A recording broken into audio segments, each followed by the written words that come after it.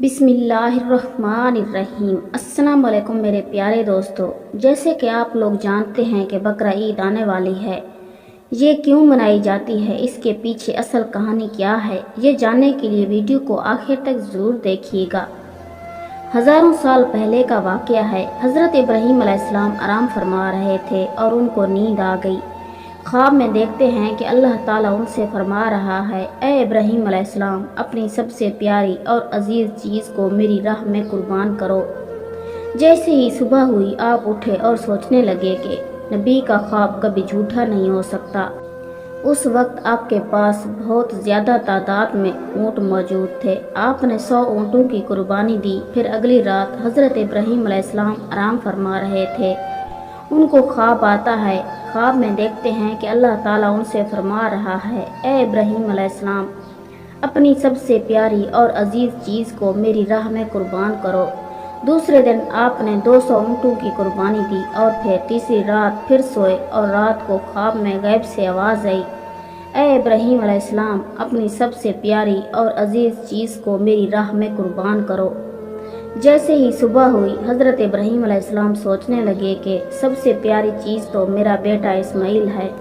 आप सोचने लगे कि अल्लाह पाक ये तो नहीं देखना चाहता कि मैं सबसे ज़्यादा मोहब्बत अपने फर्जंद से करता हूँ कि अपने रब से करता हूँ। फिर आपने फैसला किया कि आप अपने फर्जंद को, अपने लगते जिगर को अल्लाह ताला की राह में कुर्बान करेंगे।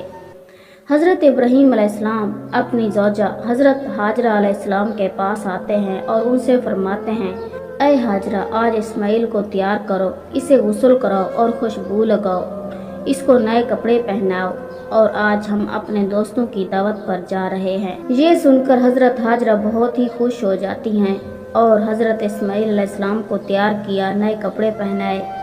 फिर हज़रत इब्राहीम अलैहिस्सलाम अपने लगते जिगर को लेकर फ़लस्तीन से मक्का की तरफ रवाना हुए। तभी पीछे से शैतान आता है और हज़रत हाजरा से फरमाता है कि ऐ हाजरा, तुम्हें पता है कि तुम्हारे बेटे को इब्राहीम अलैहिस्सलाम कहाँ लेकर जा रहे हैं? वो उन्हें दोस्त की दावत में नहीं लेकर जा रहे, उन्हें मारने के लिए लेकर जा रहे हैं। बीबी हाजरा ने फरमाया, ऐ शैतान, तुम पर लानत हो, मेरे इब्राहीम ऐसा क्यों करेंगे? वो अपने बेटे को क्यों मारेंगे? तो शैतान बोला कि हज़रत इब्राहीम अलैहिस्सलाम ने ख्वाब में देखा है कि उन्होंने अपने बेटे को कुर्बान करना है, इसलिए वो अल्लाह ताला की राह में इस्माइल अलैहिस्सलाम को कुर्बान करने के लिए लेकर जा रहे हैं। तो हज़रत बीबी हाजरा ने फरमाया, ऐ शैतान, तुम पर अल्लाह ताला की लानत हो, अगर ये हमारे रब की तरफ से हुक्म है तो ऐसे एक इस्माइल तो क्या, हम हज़ारों इस्माइल भी अल्लाह ताला की राह में कुर्बान कर देंगे। ये शैतान हज़रत इस्माइल अलैहिस्सलाम के पास आकर कहने लगा कि तुम्हें पता है कि तुम्हारे बाबा तुम्हें कहाँ लेकर जा रहे हैं?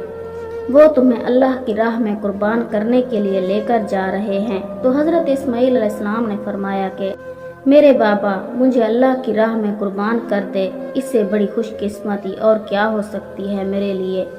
फिर शैतान यही सवाल लेकर हज़रत इब्राहीम अलैहिस्सलाम के पास आया और कहने लगा कि तुम अपने लख्ते जिगर को क्यों कुर्बान कर रहे हो? तुम्हें पता भी है कि तुम्हारी कुर्बानी कबूल होगी या ना होगी। ये तुम्हारा बेटा है, तुम्हारा लख्ते जिगर है, तू इसे कुर्बान ना कर। फिर हज़रत इब्राहीम अलैहिस्सलाम पत्थर उठाकर शैतान को मारते हैं और उसे लानत देते हैं।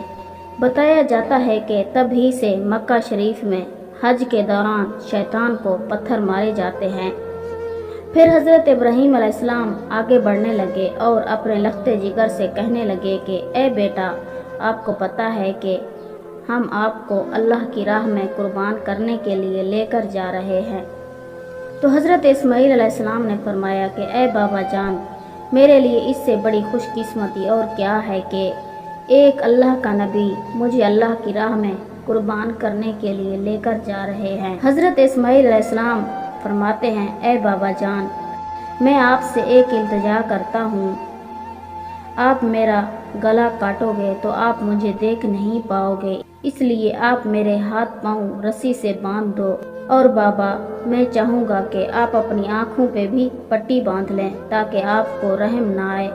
پھر کیا تھا کہ حضرت ابراہیم علیہ السلام نے اپنے بیٹے کے ہاتھ منہ باندھے اور آنکھوں پر پٹی باندھی۔ پھر حضرت ابراہیم علیہ السلام اپنے بیٹے کو لٹاتے ہیں اور چھری اپنے ہاتھ میں لے کر اللہ تعالیٰ سے فرماتے ہیں کہ اے پیارے رب، اے میرے پیارے اللہ، تو مجھے ایک تو کیا ہزاروں اسماعیل بھی قربان کرنے کو کہتا تو میں تیری راہ میں قربان کر دیتا۔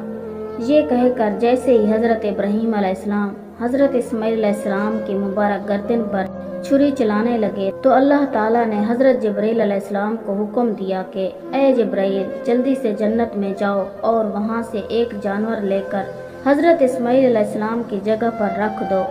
حضرت ابراہیم علیہ السلام اپنے امتحان میں کامیاب ہو چکے ہیں۔ جیسے ہی حضرت ابراہیم علیہ السلام نے چھری پھیری اور اپنی آنکھوں سے پٹی کھولی تو کیا دیکھتے ہیں کہ ان کا بیٹا خیریت سے ان کے ساتھ کھڑا ہے، اور نیچے دیکھتے ہیں کہ ایک دمبا حضرت اسماعیل علیہ السلام کی جگہ پر قربان ہو چکا ہے، وہ دمبا جس کو لوگ بھیڑ بھی کہتے ہیں۔ حضرت ابراہیم علیہ السلام نے اللہ تعالیٰ کا شکر ادا کیا، تبھی غیب سے آواز آتی ہے۔ اللہ تعالیٰ فرماتا ہے، اے ابراہیم علیہ السلام، تیرے اس امتحان کو قیامت والے دن تک یاد رکھا جائے گا، اور تیری سنت کو ایمان والے ہر سال یاد کریں گے اور میری راہ میں جانور قربان کریں گے۔ تب ہی سے یہ سلسلہ جاری ہوا۔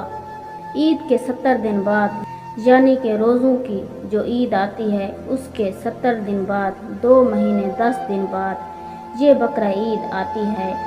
پاکستان، ہندوستان، بنگلہ دیش اور جہاں جہاں بھی مسلمان رہتے ہیں اس دن کو، اس سنت کو ادا کرتے ہیں اور اللہ تعالیٰ کی راہ میں جانور قربان کرتے ہیں۔ یہ سنت 3 دن تک ادا کی جاتی ہے، جس میں دمبا، اونٹ اور گائے، بکرا، حلال جانوروں کو ذبح کیا جاتا ہے۔ جانوروں کو قربان کر کے اس قربانی کے گوشت کے 3 حصے بنائے جاتے ہیں۔